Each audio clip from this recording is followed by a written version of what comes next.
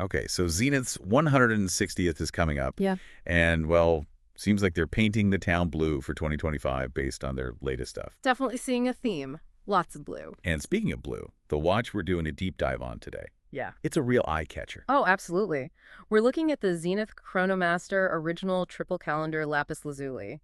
Quite the mouthful, but it really tells you a lot up front. It does. So for you listening, our mission here is to really get under the skin of this new Zenith, figure out what makes it tick, beyond the literal mechanism. And what gives it that serious visual punch? Exactly. Okay, so where do we start? It has to be the dial, right? That's where your eyes just go. Without a doubt. That Lapis Lazuli dial is, well, the source calls it show-stopping, and that feels about right. It's the main event. Yeah.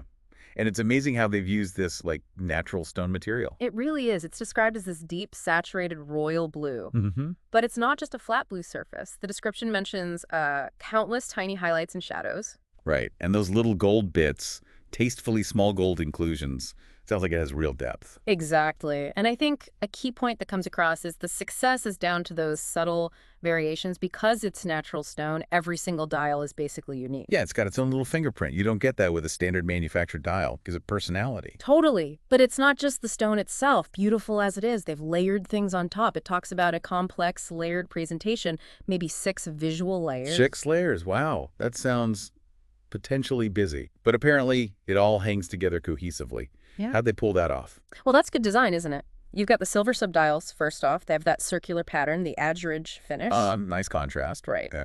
Then there's a recessed white ring for the minutes track. That's another layer down. Okay. And then almost on another level below that, you find the day, month, and date displays, and they're color matched to the lapis. Ah, okay. Those are at 10, 2, and the classic 4.30 position for the date. People always have opinions on the 4.3 date window. They certainly do, but maybe because it's set lower here, it feels a bit more integrated, like part of the landscape rather than just stuck on. Maybe. And then there's that outer blue ring for the 110-second scale. Where does that sit? That's kind of nestled between the white minutes ring and the main lapis dial, sort of bridges the two. Got it. And even the subdials have layers. There's a cutout for the moonphase at 6. Yeah, exactly. There's like an intermediate level there, and then the moonphase display itself sits within that cutout, and that sounds pretty special too. Rich denim blue sunburst pattern with mirror polished stars in the moon. Yeah, you can almost picture it. You can. And, this whole layered approach is not just for looks. It creates actual physical depth, lets the light play across the different surfaces. Zenith seems to have nailed it here. Okay, so the dial is stunning. We get it. What about the case it sits in? Right, the rest of the watch. It uses the standard 38mm stainless steel case from the Chronomaster original line, which is generally seen as a really nice, well-detailed design already. It sounds like it has an interesting mix of elements, like conventional tapered lugs. Athletic looking. But then this unexpected, almost bezel-less, domed sapphire crystal. Yeah, that crystal must just dominate the view, putting all the focus straight onto that lapis dial we were just talking about. Gives it that tightly packaged, all-dial presentation, as the review puts it. Exactly. And the finishing on the case sounds thoughtful, too. Sunburst brushing on the top of the lugs. Yeah, and then mirror polish on the angled edges, the chamfers, and the vertical sides. So that classic mix of brushed and polished surfaces catches the light differently, adds a bit of, dynamism. Precisely. Gives the case some visual interest, so it's not just, a holder for the good stuff inside. Plus, you've got the usual piston pushers, the Zenith star on the crown. Standard Chronomaster features. Right. And a sapphire case back, naturally, so you can see the movement. But, here's a slight downer, maybe. The water resistance. Disappointing 50 meters. Yeah, that's mentioned. You might expect a bit more, maybe 100 meters at this kind of price point. So it's probably not your go-to watch for swimming then? Probably not. It suggests it's more about everyday wear, maybe smarter occasions. The focus is definitely on the craft and the mechanics inside. Okay, let's talk mechanics. Engine. It's the in-house El Primero 3610 automatic triple calendar chronograph movement. Wow. It is quite a name, but yeah, it's seriously capable. The impressive thing is stacking all that functionality onto the El Primero base. So you get the high-frequency chronograph, that cool 10-second rotation for the central seconds hand. Very visually active. Plus the full calendar day, date, month, and the moon phase. Exactly. It's a lot packed in there. So they've really layered on the complexity. But the review says its performance is still stalwart.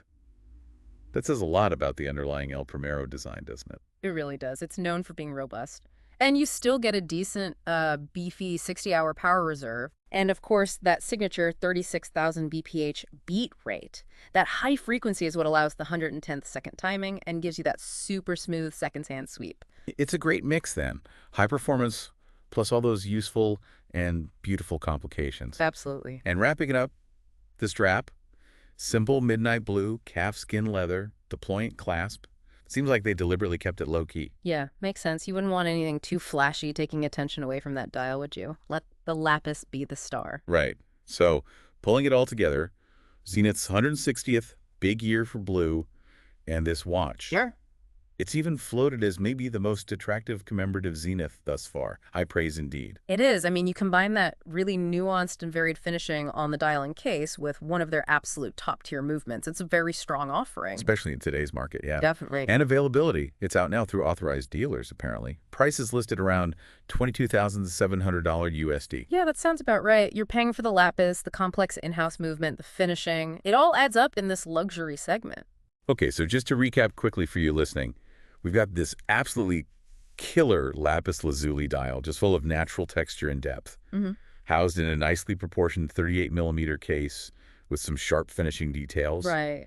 And driven by that powerhouse El Primero movement, but boosted with a full calendar and a moonphase. That sums it up pretty well. A real blend of aesthetics and horological engineering. So here's a final thought to leave you with. Think about this. That lapis style isn't man-made. It's a natural stone formed over, like, millions of years. How does using something that ancient, that geological, change how you feel about tracking something as precise and, well, immediate as seconds and minutes on a watch? Does it kind of connect our human time scale to something way, way bigger? To the Earth itself, and maybe even to how long humans have valued materials like lapis? Just something to ponder?